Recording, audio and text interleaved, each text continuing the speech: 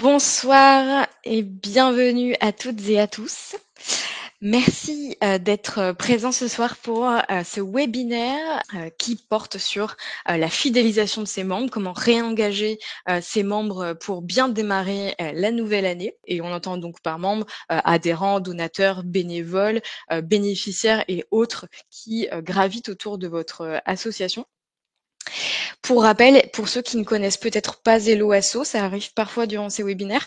Hello Asso, c'est une entreprise solidaire d'utilité sociale qui a pour mission d'accompagner les associations dans le développement de leurs activités et ce par le biais d'une solution de paiement en ligne. Donc Hello Asso, c'est une solution qui permet de proposer le paiement par carte bancaire à tous vos membres, que vous ayez donc l'habitude d'organiser des événements, de collecter des adhésions, de récupérer des dons, comme en cette fin d'année par exemple, d'organiser des boutiques, etc. L'idée, c'est de pouvoir proposer le paiement par carte bancaire gratuitement, puisque Hello Asso fonctionne sans frais ni commission grâce à la contribution volontaire. Pour vous donner un petit peu de visibilité sur ce qu'on va se dire ce soir, je vous propose donc ce plan. On va parler donc du top 10 des conseils pour bien démarrer la nouvelle année avec vos membres et surtout les garder motivés. Et puis, on va parler aussi des outils numériques qui peuvent favoriser l'engagement. Vous savez, sur ce type de contenu et de webinaire, on aime bien rajouter notre petite touche outils numériques, puisque c'est aussi notre enjeu chez Hello Asso, de vous accompagner dans la transition numérique si vous débutez, mais aussi vous partager les bons conseils sur ces outils, si vous en avez d'ailleurs les appétences. Et bien sûr, on gardera du temps pour les questions à la fin. Donc c'est parti. D'ailleurs, dans le webinaire de novembre, on a parlé de comment mobiliser sa communauté et comment attirer de nouveaux publics, avec un focus sur la collecte de fin d'année. Et dans cette édition, on a voulu faire une continuité en fait dans l'animation de communauté, à savoir lorsqu'on attire un nouveau public, comment fait-on pour le garder? C'est une question qui est intéressante à se poser. On a plus ou moins l'habitude de se questionner sur la manière d'attirer, de convaincre de nouvelles personnes de rejoindre l'association, et plus rarement sur le pourquoi elles devraient rester. Et c'est un petit peu là-dessus qu'on va essayer de vous stimuler ce soir, en tout cas de vous inspirer. Et c'est à travers donc ce top 10 des quelques conseils sur la notion de fidélisation, d'engagement, même de réengagement, que l'on va commencer ce webinaire. Hop. Alors, comme à chaque fois, on vous présentera aussi quelques outils et combinaisons d'outils pour vous aider à gérer ces problématiques. Et donc, pour présenter ces conseils et pour qu'ils soient le plus variés possible, j'ai sondé plusieurs personnes qui travaillent chez Hello Asso pour avoir leurs avis et leur expérience, puisque certains font partie d'associations, ont de l'expérience dans le domaine. Et on commence par Déborah. Son premier conseil, c'est effectivement celui qui tombe sous le sens à l'approche de la fin d'année, hein. C'est le bilan, publier son bilan de fin d'année. Le but ici, c'est pas d'enfoncer une porte ouverte, hein, mais de souligner quelque chose d'important et ce qui paraît parfois anecdotique ne l'est pas. Et dans l'animation de communauté, il faut faire simple mais efficace. Et donc le concept finalement est assez simple, hein, c'est de proposer une sorte de rétrospective de l'année sous l'angle de votre choix, hein, le plus créatif possible, pour montrer finalement le chemin parcouru durant l'année. C'est important de pouvoir faire cette rétrospective avec votre communauté, vos membres, hein, quels qu'ils soient, pour pouvoir leur montrer tout ce que vous avez fait. C'est un petit peu sur l'idée, vous avez peut-être reçu d'ailleurs celle de la SNCF, la rétrospective, ou même celle de Spotify si vous écoutez de la musique. Et dans l'idée, on va s'y approcher aussi avec l'association, de pouvoir proposer un petit peu les temps forts de l'année. Pourquoi c'est utile, surtout alors en 2024, puisque tout dépend du temps que vous avez pour préparer ce bilan, mais l'idée c'est surtout important d'être transparent, hein, d'ajouter de la transparence dans ses propos, de partager les réussites comme les échecs, d'illustrer au maximum les efforts de votre association pour fédérer autour de son projet, de son objet associatif. Et ce type de bilan, il est essentiel pour construire aussi demain. Donc c'est vraiment une ouverture pour inspirer vos membres actuels et leur donner envie de faire pareil ou mieux avec vous l'année prochaine. Donc le but, c'est de maintenir cet enthousiasme collectif, bien sûr, qui permet donc d'embarquer vos publics et surtout de les sonder, de les questionner aussi, de réagir à ce bilan annuel. Alors comment faire, pour l'intégrer au sein de l'association? Très simple aussi, vous pouvez utiliser, tous les contenus que vous avez partagés, durant l'année. Alors ce que j'appelle contenu, ça va être, éventuellement, des photos, des vidéos, des parutions dans des journaux pardon, des affiches, des séquences marquantes finalement de votre année qui, pourraient, être retranscrits, sous un format assez créatif. Notamment des outils comme Canva, peuvent vous aider à mettre en forme tout ça. Et il faut aller à l'essentiel, hein. C'est vrai qu'on pense parfois bilan de fin d'année avec le rapport de 15-20 pages qui n'est pas forcément lu en entier par tout le monde. Donc là, c'est surtout un format qui veut ben, maintenir encore une fois l'enthousiasme et d'aller à l'essentiel pour pouvoir mettre en lumière finalement les temps forts de votre association, qu'ils soient positifs ou négatifs d'ailleurs, hein. L'idée, c'est vraiment de pouvoir peut-être le publier publiquement puisque on peut créer des contenus spécifiquement pour nos membres, mais ça peut être aussi intéressant de tester sur vos réseaux sociaux, par exemple, actuels, si vous en utilisez, et de pouvoir, surtout, faire interagir autour de tout ça. Le second conseil, donc va dans la continuité, hein, finalement d'un bilan de l'année, hein, c'est de, partager votre calendrier 2024. Et là, l'idée, c'est assez simple, hein, à l'inverse de la rétrospective, c'est, surtout d'aller dans le prévisionnel et de pouvoir, tout autant fédérer autour de, vos temps forts de l'année prochaine, si vous les avez déjà identifiés. Et donc pour vos publics, ça va être aussi intéressant d'avoir une vue globale sur ce qui les attend. Ça va leur montrer aussi, que, vous avez, pensé à eux, pour l'année prochaine, peut-être des surprises, peut-être pas, mais en tout cas, l'idée, c'est vraiment de montrer que vous avez déjà réfléchi sur l'année prochaine, sur votre futur et sur la vision de l'association de manière générale sur l'année. Et ça crée un sentiment aussi intéressant chez vos membres parce qu'ils vont se dire que vous avez prévu des choses, que du coup ce format, il va fonctionner pour toutes les associations, quelle que soit leur catégorie, leur taille et leurs ressources, hein. Prévoir un calendrier sur l'année, c'est finalement adapté à la plupart des structures. On va pas faire de généralité, mais c'est plutôt facile à mettre en place. Et là, c'est pareil, c'est des ressources qui peuvent être assez visuelles finalement. Et là, ça va aussi appuyer sur le fait que vous avez réfléchi à répartir finalement les futurs financements de l'association, éventuellement de montrer quand est-ce que vous allez avoir besoin d'en chercher. Ça montre que vous êtes actif tout simplement, que vous prévoyez l'avenir. Alors comment faire au sein de l'association pour l'intégrer et en tout cas pour le construire ce calendrier. Vous avez donc la possibilité tout simplement de lister vos dates phares, ça je ne vous apprends rien. Et en fonction des dates et des événements que vous fixez, ça peut être intéressant d'établir donc sous forme d'agenda vos événements à venir. Vous pouvez d'ores et déjà créer vos billetteries par exemple sur Hello Asso si vous avez des événements. Là on voit d'ailleurs à l'écran de défiler une association, une page d'ailleurs d'une association qui s'appelle Atelier des Arts Plastiques. Et ici, on peut constater qu'il y a déjà les billetteries de l'année prochaine qui sont disponibles. Donc autant celle de la fin d'année de décembre 2023 que celle de 2024. On anticipe et ça permet de centraliser en fait l'agenda sur une seule et même page. Donc si vous n'avez pas de site internet ou d'hébergement d'agenda particulier sur Hello Asso, sachez que vous pouvez déjà commencer à le faire. Et donc de manière à communiquer finalement facilement cet agenda, ça peut être déjà une première piste, mais après de la manière et de la forme de votre choix, vous pouvez créer un PowerPoint, vous pouvez créer une présentation que vous diffuserez tout comme la rétrospective. Ça peut être d'ailleurs libre à vous d'imaginer un format qui compile et le bilan et le calendrier de l'année d'après. Troisième conseil, c'est Yanis, qui est d'ailleurs ici, qui nous l'a suggéré, c'est de générer du lien social entre vos membres. Alors, on le sait déjà, les associations sont vectrices de liens sociaux et c'est l'une des raisons pour lesquelles les Français s'engagent d'ailleurs. C'est issu d'une étude qui a été organisée par Hello Asso et Opinionway, le baromètre de la générosité.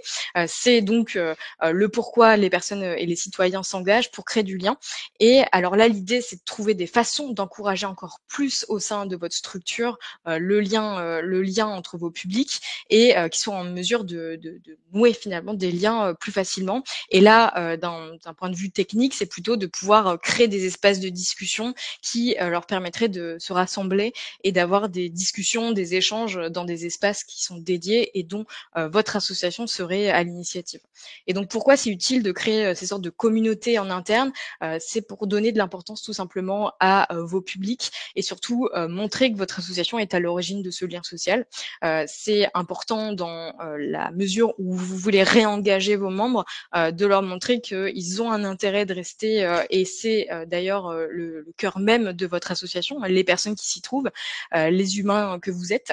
Et donc vous le faites certainement déjà, hein, mais c'est important de maintenir ça pour que finalement les gens restent investis. Alors comment faire?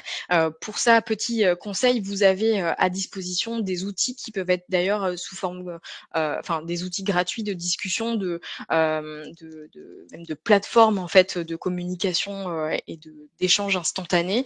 Vous pouvez organiser des moments pour qu'ils se rencontrent déjà, hein, qu'ils échangent, c'est le top du top, hein, le réel versus le virtuel bien sûr, mais parfois ça peut être compliqué à organiser et le numérique peut être un allié là-dedans. Et sous différentes formes, donc, vous avez des systèmes comme WhatsApp, Slack, Discord, qui sont des plateformes donc dédiées à la communication, bien sûr, qui vous permettent donc de créer ce qu'on appelle des canaux de discussion de manière collaborative, de pouvoir échanger sur des sujets qu'ils ont en commun, pour pouvoir aussi vous partager de l'information. Donc si vous avez d'ailleurs des idées, vous, de votre côté, ou ça vous fait réagir, n'hésitez surtout pas à le faire. Mais voilà, l'idée, c'est vraiment d'avoir un mode d'organisation qui vous permet de créer ça. On a conscience que parfois, c'est pas forcément le but, hein, chez vous et dans votre structure d'associer votre association à ces viviers d'échanges, mais ça peut être vraiment intéressant à imaginer. D'ailleurs, il y a quelque chose qu'on fait beaucoup, nous, chez Hello Asso. Alors, on n'est pas une association, mais pourquoi pas s'inspirer aussi du monde de l'entreprise parfois. Quand une personne arrive chez Hello Asso, on a donc pour habitude de lui associer un buddy. Donc, c'est une personne qui va être en charge de l'intégrer, de lui présenter les bureaux, de lui présenter les pôles, etc. Et donc, ça peut être imaginé aussi cette forme finalement d'intégration pour vos nouveaux membres et de par la même occasion impliquer vos anciens membres dans une mission qui permettrait aussi de les engager davantage. Donc une personne qui arrive au sein de votre association, que ce soit un nouvel adhérent ou un nouveau bénéficiaire, c'est de lui attribuer une personne qui sera là pour répondre à ses questions, l'aider au début à rencontrer des gens, à discuter. Et tout ceci, ça va participer bien sûr à l'animation de votre communauté de manière générale et à créer du lien entre ces personnes. Quatrième conseil, celui-ci est porté par Laura et donc dans la même veine finalement que le conseil numéro 3 qui était de créer du lien social. Là, ça va être encore plus engageant en donnant une implication supplémentaire, des responsabilités à vos membres, encore une fois, et là plutôt dans les tâches quotidiennes de l'association. Donc le concept est simple, hein, finalement, si votre mode d'organisation, encore une fois, le permet. Le principe, ça va être de permettre d'ouvrir peut-être la gestion de tâches quotidiennes au bénévolat et donc de permettre et de pouvoir récompenser vos membres en les rendant davantage utiles. Et c'est satisfaisant en fait pour eux aussi. C'est du gagnant-gagnant. On le voit aussi, ça booste l'engagement et ça donne du sens aussi à leur implication. Souvent, on a besoin aussi d'actes d'action bénévole et vos adhérents peuvent être donc ces personnes-là. Donc voilà, ça peut être aussi intéressant. Et là, comment le faire? Alors, je voulais vous partager une petite expérience d'ailleurs personnelle et le mode de fonctionnement d'une association que je connais très bien puisque j'en suis adhérente. C'est l'association BDX Roller Girl, qui est une association qui a pour objet et mission d'organiser des roller trips, donc des voyages autour du roller avec ses membres. Et pour cela, on organise pas mal d'événements, pas mal de sessions libres, etc. Et en fait, le principe d'organisation, il est donc divisé par pôle, typiquement le pôle communication, le pôle site internet, le pôle boutique en ligne, etc. Et donc, quand on adhère à cette association, on doit signaler deux appétences finalement pour des pôles de mission. et donc s'inscrire finalement à ces pôles pour pouvoir compléter des missions. C'est une manière de nous engager dans l'association, d'être présente, de pouvoir alors c'est volontaire bien sûr, mais le fait de faire ces missions-là ouvre droit à des avantages dans l'association. Ça peut être de participer à des événements que propose l'association en plus, des ateliers, etc., etc. Et donc personnellement, je trouve que ça fonctionne super bien et c'est hyper intéressant car ça donne du sens à l'adhésion déjà. Et ça comble aussi les besoins de bénévolat, comme je vous le disais, ou le manque de ressources. Par exemple, le site internet de l'association a été totalement refondu grâce à des bénévoles, et ce qui permet par la suite de faire avancer l'association et de développer de nouvelles activités, etc. Donc, on voit que finalement, recruter de nouveaux membres, c'est un enjeu. Garder aussi les anciens, c'en est un nouveau, et ça peut être intéressant de créer des ponts. Voilà. Pour le 5e conseil, c'est encore une fois de créer des rencontres finalement fédératrices entre vos membres, et spécialement en début d'année, puisque c'est aussi marquant de commencer l'année. C'est des événements généralement qu'on se souvient, et donc là le concept est simple, c'est à nouveau d'organiser des événements pour rassembler, pour créer du lien encore une fois, et donc début d'année ou fin d'année si vous avez encore le temps d'en organiser. Peut-être d'ailleurs c'est le cas chez vous, vous avez l'habitude éventuellement d'organiser des fêtes de fin d'année, ou en tout cas des instants dans cette période, si vous avez la bande passante, mais on est quasiment à la moitié du mois déjà. Et c'est utile de créer ces événements et ces rencontres tout simplement pour gâter vos membres, les chouchouter un petit peu, les remercier et leur donner envie de s'investir l'année prochaine. Ça peut être l'idée aussi d'animer cette soirée ou voilà, cet échange avec la rétrospective. On va voir que tous les conseils finalement peuvent se mêler un petit peu entre eux et ont des liens. Donc une soirée, des ateliers, justement. Il existe plein de méthodes de rétrospective d'ailleurs, où vous pouvez faire s'exprimer vos adhérents sur ce qui s'est passé dans l'année, ce qui leur a plu, ce qui leur a moins plu peut-être, ce qu'ils auraient aimé faire, ce qu'ils aimeraient faire l'année prochaine, ce qu'on peut améliorer, etc. Le but, ça va être vraiment de pouvoir échanger et d'organiser des temps d'échange. Ça peut être une tombola de fin d'année, un concept rien qu'à vous, hein, qu'il faut pouvoir effectivement dédier à vos membres. Et là, ce qu'il faut retenir vraiment de ce conseil-là, c'est de créer des choses finalement exclusives pour vos membres aussi, pour leur montrer que vous êtes là pour eux. C'est vrai qu'on a tendance parfois à beaucoup s'investir sur le recrutement de nouvelles personnes, etc. Je ne sais pas si c'est votre cas, mais il faut aussi pouvoir chouchouter les personnes qui sont déjà convaincues de l'association. Et d'ailleurs, le 6e conseil est porté par notre amie Amélie, et c'est le fait de rappeler à vos membres pourquoi ils se sont engagés. Encore une fois, on ouvre une porte déjà ouverte, mais je vous disais tout à l'heure qu'en début de webinaire, on partageait cette réflexion, hein, on s'interroge sur et on s'investit d'ailleurs, on investit des ressources de l'association pour travailler sur le pourquoi on rejoint l'association. Mais ça va être intéressant également de s'investir sur la partie fidélisation de ses membres. Et donc c'est en effet un enjeu majeur, parfois au détriment de ceux qui sont déjà là. Et on rappelle aussi pourquoi ils devraient rester, tout simplement parce que régulièrement les avantages peuvent évoluer, hein, aussi au sein de votre association. Mais l'idée, c'est pouvoir montrer que votre association a un impact, et a un impact dans leur vie quotidienne. D'où la notion de régularité aussi.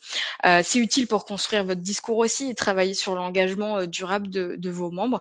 Le discours que vous avez auprès de vos membres est hyper important, on le sait bien, et ça peut être intéressant de quotidiennement lister les avantages, que vous soyez voilà, avec des partenaires, ou que ce soit des accès à des événements, des manifestations, que ce soit des contenus que vous créez de manière exclusive, des tarifs préférentiels, des contreparties, bref. Sur la forme, encore une fois, ça peut être intéressant de créer des témoignages de vos membres fidèles pour pouvoir réaliser voilà, peut-être des petites vidéos où ils témoignent du pourquoi ils sont engagés. Ça va vous donner aussi de la profondeur à votre mission, des expressions aussi à pourquoi pas illustrer. Et encore une fois, ça s'intègre dans la notion d'animation de communauté, tout ça, de renforcer le lien, de donner envie aux gens de faire des choses avec vous le plus longtemps possible.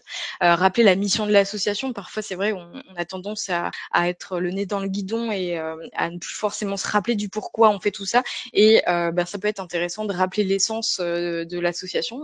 On pense encore une fois efficace. On n'a pas besoin de chercher trop loin parfois. Ce sont des personnes déjà convaincues qui peut être de super vivier d'inspiration. Donc voilà, l'idéal c'est de personnaliser ces petites attentions bien sûr, hein, et de le faire en fonction, pourquoi pas, de l'ancienneté de ses membres, de leur rappeler, voilà, peut-être ça fait 4 ans que Michel est au sein de l'association. Voilà, la notion de personnaliser les messages, c'est de se dire, ben, si on envoie un email à toute sa base et qu'il il est adressé à tout le monde, mais qu'il n'y a pas de personnalisation, ça peut aussi désengager parfois. Donc voilà, c'est un effort qu'il faut avoir en tête, mais ça peut payer, je vous l'assure. J'avance avec le 7e conseil qui nous a été donné par Gaven. Et lui, il est convaincu d'une chose aussi, c'est d'être à l'écoute des nouvelles idées. Parfois, c'est aussi intéressant de pouvoir garder des gens mobilisés par le fait de leur demander leur avis tout simplement, le demander pourquoi directement ils sont toujours là, et de les entendre, enfin de les écouter au-delà de les entendre. L'idée c'est donc de sonder vos membres, de leur demander leur avis, de récupérer des feedbacks sur votre gestion, sur vos activités, les événements, les manifestations que vous avez organisées, sur la manière de vous communiquer, sur toutes ces choses-là qui finalement font le quotidien de votre association et le quotidien de votre animation. Et donc, leur demander leur avis, encore une fois, ça paraît anecdotique, mais c'est hyper important pour maintenir une communauté engagée. Et c'est, je le rappelle, le but de notre webinaire, c'est vraiment de vous donner des conseils, mais surtout des mises en pratique. Et donc, pourquoi c'est utile? C'est surtout, si vous ne mettez pas en place, en fait, si vous ne mettez pas surtout à la place de vos membres dans votre gestion, il sera difficile parfois de les garder, et c'est important de ne pas fermer tout de suite les portes aux propositions, puisque parfois, voilà, on peut avoir tendance à vite stopper les idées parce que la réalité fait qu'on manque parfois de temps, que c'est des actions qu'on fait de manière bénévole, que on n'a pas forcément toutes les ressources, et donc évidemment, quelles qu'elles soient, ces propositions peuvent paraître parfois hors sol, et donc ça va être intéressant de quand même se les noter quelque part, de potentiellement ne jamais fermer ses portes, et surtout le but c'est pas voilà de faire de la fausse politesse bien sûr avec vos membres, mais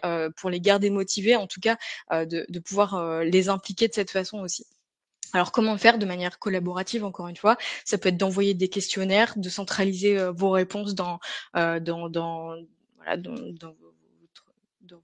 les outils de gestion que vous utilisez, de demander l'avis de vos membres, pourquoi pas dans votre plateforme de communication sous forme de petits sondages. Il y a plein d'outils qui existent. Alors Google Form pour les questionnaires, Typeform aussi, Simple Poll pour les sondages, ça peut être super intéressant. Ça peut s'intégrer aussi dans des Slack, dans des Discord, etc.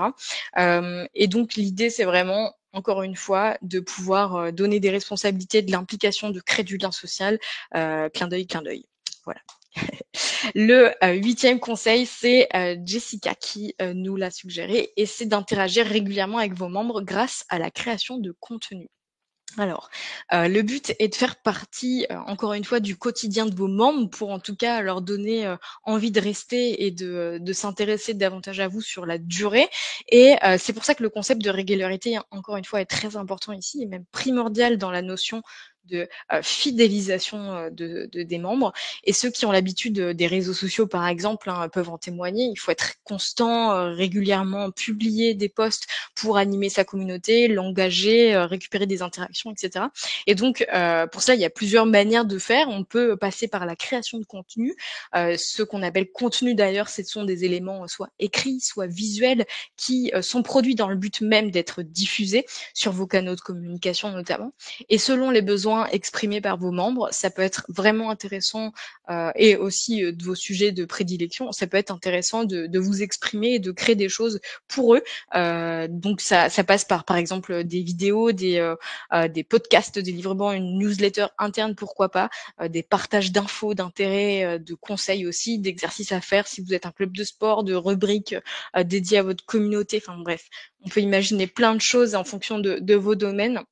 Et donc, l'idée aussi, c'est vraiment de créer cette interaction, hein. C'est d'ailleurs, le but des réseaux sociaux. Si on prend un petit peu de hauteur, à quoi ça sert un réseau social? Au-delà d'échanger et cetera, de construire une communauté, c'est surtout, le fait de pouvoir interagir avec un public et donc le but aussi, la question c'est pas, forcément de questionner l'utilité de créer du contenu, mais surtout, de trouver les moyens de le faire, le temps surtout, et le temps de les créer, de les partager, etc. Donc ça, c'est aussi un petit tips qu'on vous glisse. Mais parfois, les personnes qui vont être surtout à l'origine de la création de ces contenus, c'est votre communauté en soi-même. Pour vous donner encore un exemple simple, souvent on voit sur des comptes de réseaux sociaux, d'associations, des reposts de membres qui voilà, filment un événement ou ce genre de choses-là. Et en fait, vous allez vite comprendre que si vous avez l'habitude de les utiliser, ces réseaux, votre communauté va être les premiers créateurs de contenu. Et l'idée de réinvestir dans ça, de pouvoir republier, de pouvoir montrer que vous repartagez leur contenu, c'est aussi une manière de les engager davantage, de leur donner des responsabilités et de pouvoir effectivement créer cette émulation. Donc voilà, surtout viser l'interaction le plus possible et la régularité, c'est-à-dire que ça demande du temps, ça demande de l'énergie, ça demande parfois des ressources, mais ça peut être intéressant d'approfondir et surtout de faire signe à vos membres bénévoles pour qu'ils vous aident là-dessus.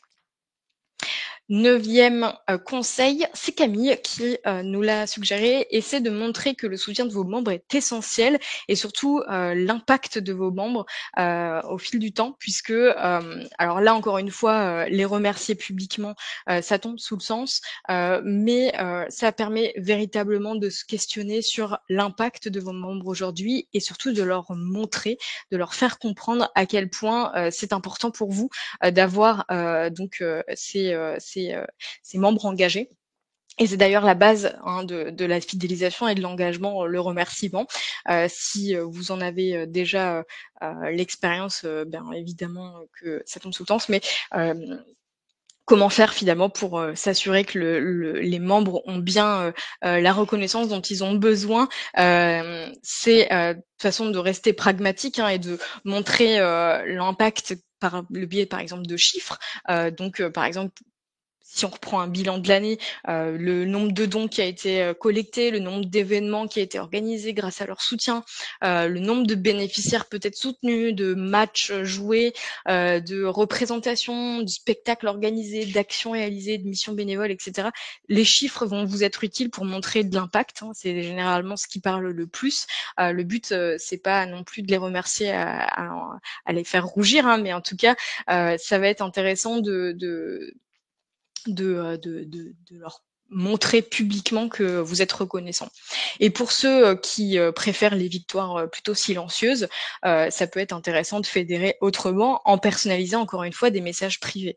La personnalisation, c'est encore une fois le maître mot dans la fidélisation, de pouvoir leur glisser un petit mot sympathique en fin d'année, ben écoute, merci d'avoir été présent et surtout d'avoir fait ci, fait ça, et de pouvoir le souligner tout simplement, c'est la base finalement de la fidélisation. Nous, chez Loasso, encore une fois, on le fait systématiquement en fin d'année. On a ce concept qui s'appelle Spread the Love. Alors, désolée pour l'anglicisme, mais on propage de l'amour entre nous.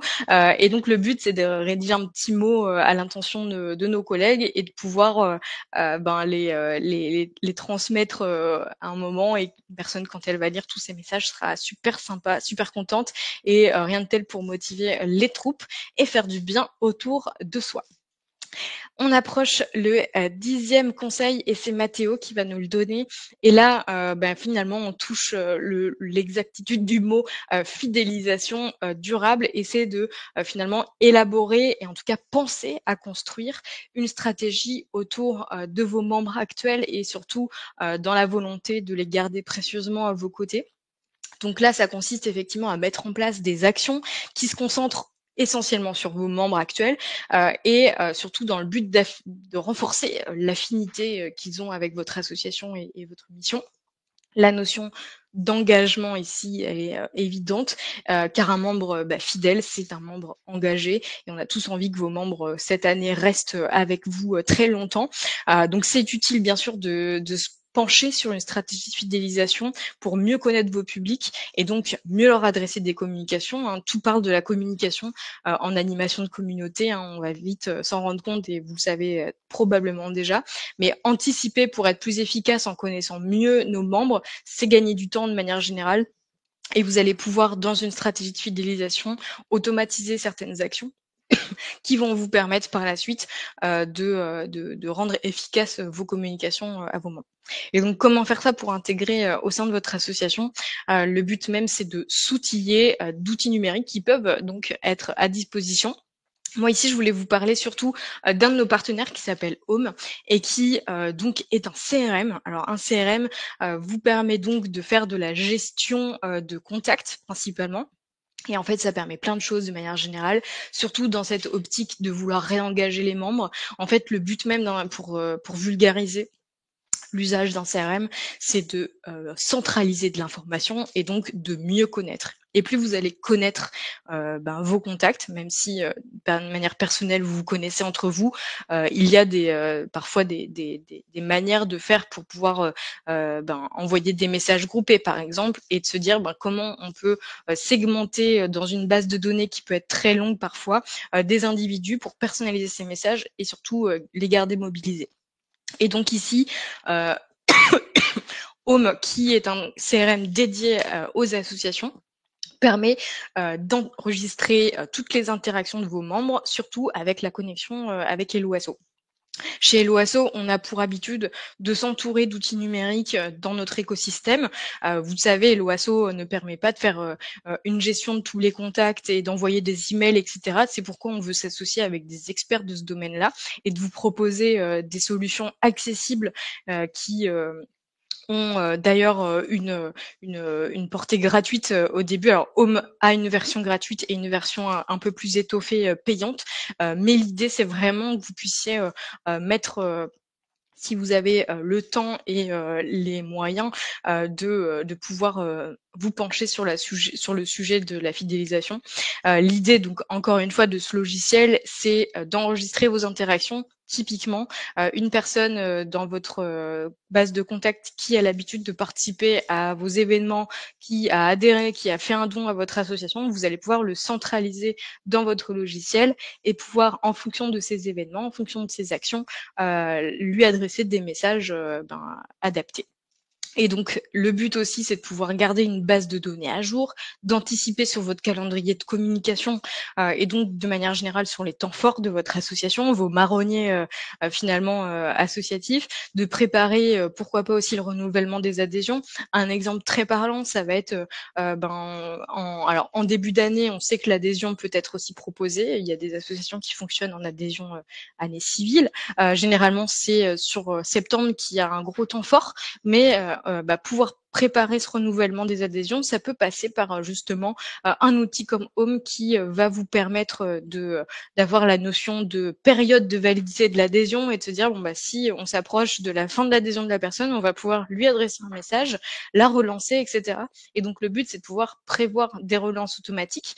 Et là d'ailleurs, ce qui est intéressant, c'est la notion d'automatique, puisque grâce à ce type d'outil, vous allez pouvoir prévoir en fait et anticiper en avance ces actions et ne plus avoir à les refaire en fait et c'est un petit peu toute la base d'une stratégie de fidélisation, mettre en place des actions qui donc vont rouler toutes seules, que vous pourrez bien sûr à optimiser et améliorer au fil du temps, mais en tout cas qui vont vous permettre de solidifier un petit peu votre animation de bénévoles, d'adhérents, de participants à vos événements, d'abonnés à votre newsletter, etc., etc.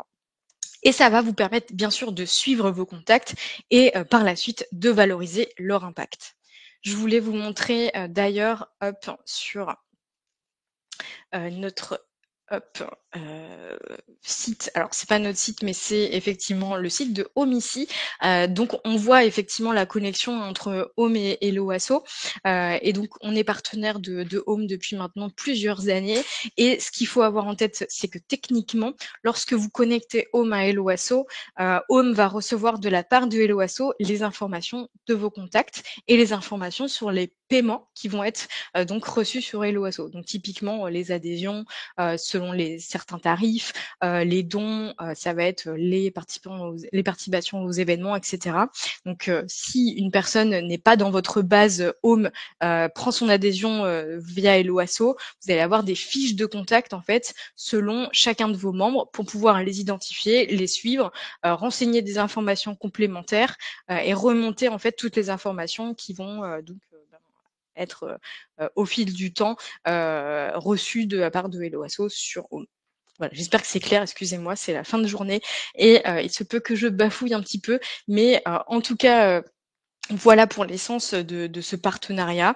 Vous allez pouvoir, on va vous mettre à disposition aussi le site si vous voulez le consulter, mais il y a pas mal de fonctionnalités hyper intéressantes, toujours pardon, sur le sujet de réengager ses membres, hein, sur la gestion des contacts, sur la gestion des différentes tâches que vous pouvez mettre en place au sein de votre association, de centraliser les données, de les sécuriser, c'est hyper important, surtout dans le monde de la data, de la donnée et sur les réglementations aussi en vigueur pour les protéger. Donc ça, c'est des plateformes qui vont vous permettre bien sûr d'être en conformité avec ces réglementations. Vous allez pouvoir segmenter, donc créer des groupes d'individus finalement en fonction de si ça fait 5 ans que la personne est adhérente dans l'association, ça va être intéressant de pas forcément lui adresser les mêmes messages qu'une personne qui est là depuis 3 mois, quoi. Et de pouvoir finalement avoir cette gestion collaborative pour finalement être toujours plus efficace dans l'engagement de vos membres. Hop, je repasse sur la présentation et d'ailleurs on s'approche de la fin. Merci d'avoir tenu le coup jusqu'à maintenant et d'être toujours présent. L'idée aussi de ce webinaire, c'était de vous inspirer, de vous donner des petits conseils, mais on s'entend que vous avez chacun vos problématiques, vos attentes et vos modes de fonctionnement. Donc j'espère qu'en tout cas ces conseils ne sont pas trop hors sol par rapport à votre association, mais on a à cœur de vous accompagner et de vous donner en tout cas des clés pour vous aider. N'hésitez pas d'ailleurs si vous voulez faire une montée en compétence sur la collecte de dons à suivre notre nouvelle formation qui porte sur ce sujet. Et surtout, là, l'idée, c'est dans les fiches pratiques qui sont associées à cette formation, vous avez la notion de fidéliser ces donateurs. Là encore, vous avez d'autres astuces et d'autres manières et méthodologies pour le faire. Là, on a un focus sur les donateurs, mais finalement, on peut vite se rendre compte que la fidélisation des donateurs, mais des membres de manière générale, est assez similaire. Donc, vous avez aussi pas mal d'astuces ici que vous pouvez retrouver. Et donc, si on rembobine un petit peu sur les 10 petits conseils qu'on vous a donnés, ça m'intéresse de savoir si ça vous inspire. Je souligne que vous avez été super actifs dans le chat et que pas mal de personnes ont partagé leurs propres méthodes et conseils, et je trouve ça super chouette de pouvoir le faire et d'interagir entre vous. C'est un petit peu ça aussi l'animation de communauté, c'est de pouvoir en tout cas faire interagir des gens qui n'auraient pas forcément l'habitude de le faire autrement.